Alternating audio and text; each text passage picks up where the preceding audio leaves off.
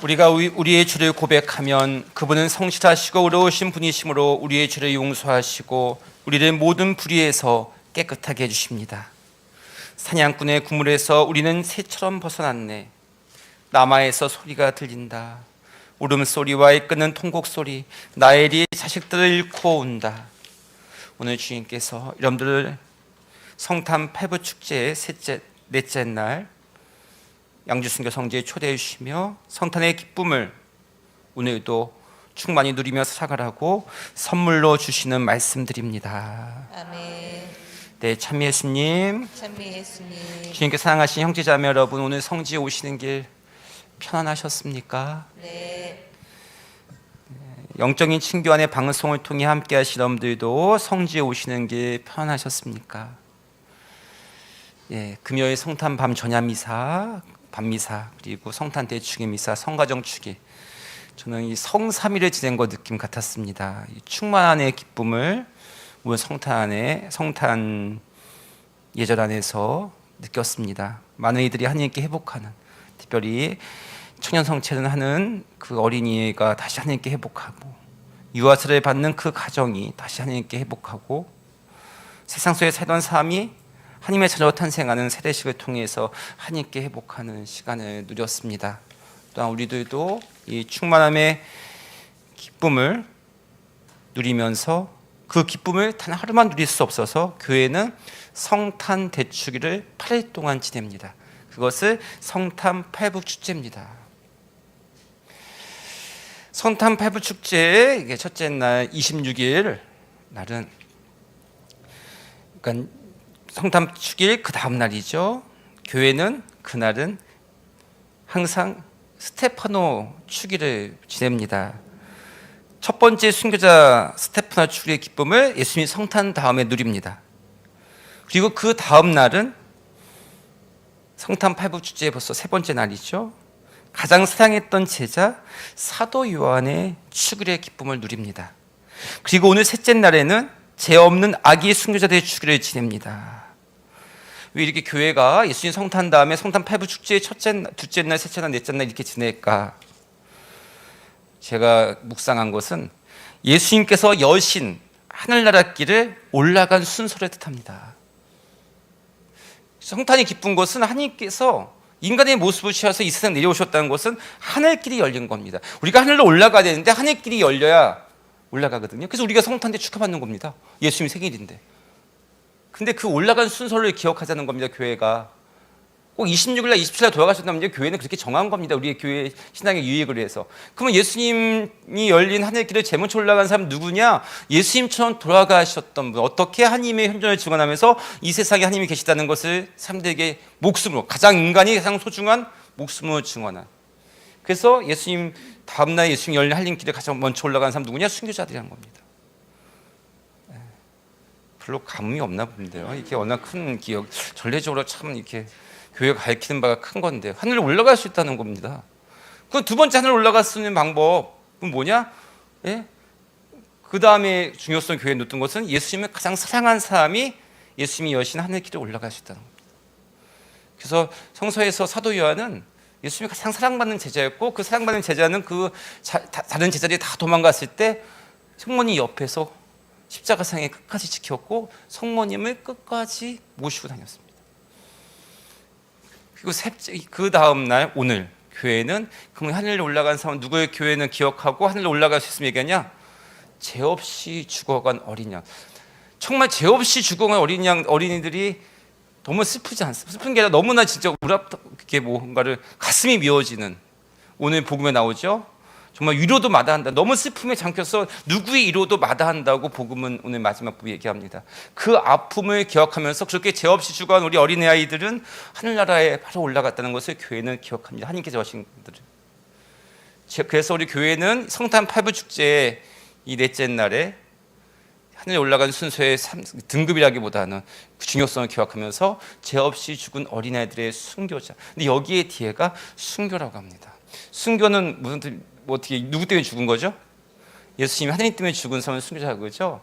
처음에 근데 그게 오늘 복음에 보면 헤로데가 화가 치밀었대요. 동방박사에게 속은 걸 알고. 그리고 요셉에게 천사가 나타나 이렇게 피신가라고 하고, 그들이 화가 났다고 합니다. 화가 났다면서 2살 이하의 어린이들은 다 모조리 싹. 그때 세례자 요한도 피신을 가요. 산속으로 피신을 갑니다. 근데 어떻게 얼핏 보면, 그러니까 신앙이 없는 사람들이 오늘 복음을 보면 예수님 때문에 죽은 거 아닙니까? 그렇게 해석할 수 있죠. 그렇게 보면은 예수님만 태어나지 않았으면 이 어린애도 죽지 않았을 때, 진짜 그런 그 고통 속에 아픔이 있을 때는 예수님 때문에 죽었다고 생각할 수도 있고, 사람들은 쉽게 그렇게 얘기할 수 있습니다. 근데 오늘의 폭점은 예수님 때문에 죽은 게 아니라 예수님이 오기를 싫어했던 사람들, 인간의 욕심이 이 어린아이를 죽이는데, 중요한 핵심은 오늘 우리가 이 전례 때 기억하고 성탄 8부 축제 넷째 날에 사도 요한 다음에 드리는 이유는, 그렇게 죄 없이 죽어간 어린이들을 하나님께서는 그냥 내버려 두지 않으신다는 거예요. 순교자의 영광으로 올린다. 왜냐하면 예수님 때문에 죽었기 때문에. 그 예수님 때문에 죽은 게 예수님 때문에 죽은 그 세상의 탓이 아니라, 인간의 욕심을 주고 죽었지만 결국은 예수님 때문에 이렇게 희생되었다는 것을 순교자의 방향으로 올려놔서 그들을 위로해 주시고 그들을 하늘나라에서 기억해 준다는 겁니다. 우리가 이거는 또 여러 가지의 우리가 오늘 기억해야 될 것은, 지금도 이 죄 없이 죽어가는 많은 어린이들, 가장 큰 우리의 죄들 중에, 얽매여 있는 죄들 중에 매듭 중에 낙태된 어린이들의 죄, 힘없이. 근데 그 낙태된 어린이들의 하나의 표징은, 우리가 수없이 말씀들도 낙태를 하는데 그 말씀을 낙태한다는 게 무슨 뜻이냐면, 유산시킨다는 게 뭐냐면, 우리의 내 이익, 오늘 헤로데처럼 내 이익과 내 욕심 때문에 하나님의 말씀을 놓고 살아가는 거죠. 순간순간에 내 욕심과 이익 때문에, 그리고 내 욕심과 이익 때문에 인간을 인간으로 보지 않고, 내 자녀를 자녀대로 보지 않고 하나님을 믿지 못하게 놔버리는, 그리고 내 인간의 욕심 때문에, 나 때문에 생명을 쉽게 잃어버리게 하는 것들을 오늘 다 기억하고, 하나님께서는 그분들을 기억해 주시니 우리도 다시 돌아오라고 얘기하는 겁니다.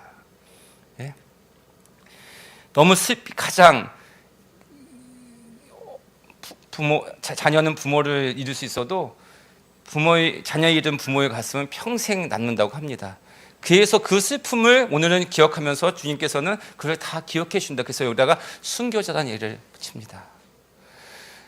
죄 없이 죽어간 많은 어린이들을 기억하면서 우리들도 우리 지금 삶 속에서 인간의 힘 때문에, 욕심 때문에, 세상의 물질 때문에 희생시키고 있는 많은 분들, 어쩌면 저는 이렇게까지는 학대해서가 아니지만 우리 코로나19로 지금 방역을 지켜야 되는 게, 건강한 사람들은 이게 면역에서 넘어가는데 힘없고 어린이들, 백신을 받지 못한 미접종자들, 그리고 어르신들이 지금 전 세계에서 많이 한 나라로 가고 있습니다. 이것도 어쩌면 죄 없이 죽어가는 많은 이 시대에 우리가 지켜주지 못하는 아픔일 수 있습니다.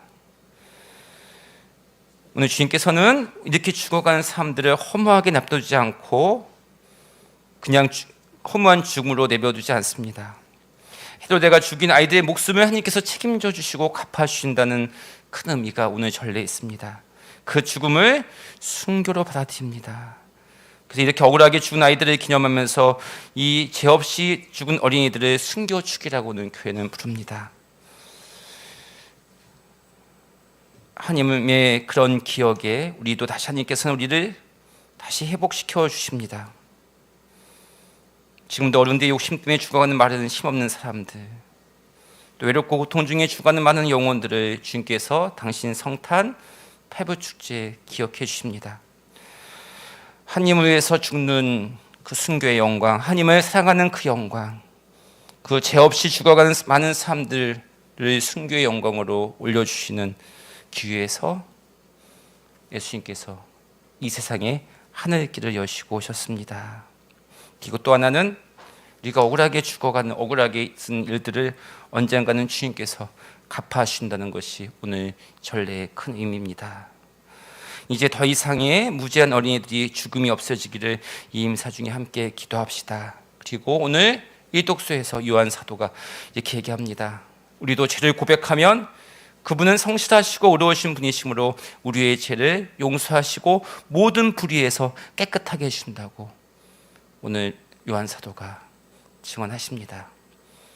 우리는 이 일독수의 요한소리의 증언을 듣고 이렇게 하답송에서 응답했습니다. 사냥꾼의 그물에서 우리는 새처럼 벗어났네. 그렇게 해주시기 위해서 예수님께서 오셨다는 겁니다. 우리 다시금 하나님께 회복하는 이 거룩한 시간에 죄 없이 죽어간 많은들, 그리고 우리도 말씀을 낙태시키지 않고 유산시키지 않고 생명을 주는 말씀으로 살아가기를 임사중에 함께 정성대에 기도 올립시다. 아멘. 다시 한번 주님의 말씀 기억하면서 죄 없는 아기 승리자 주기를 우리도 그 축복 속에서 다시 부활의 삶을 살아갈 수 있도록 임사중에 함께 묵상만과 함께 기도하는 시간 갖겠습니다.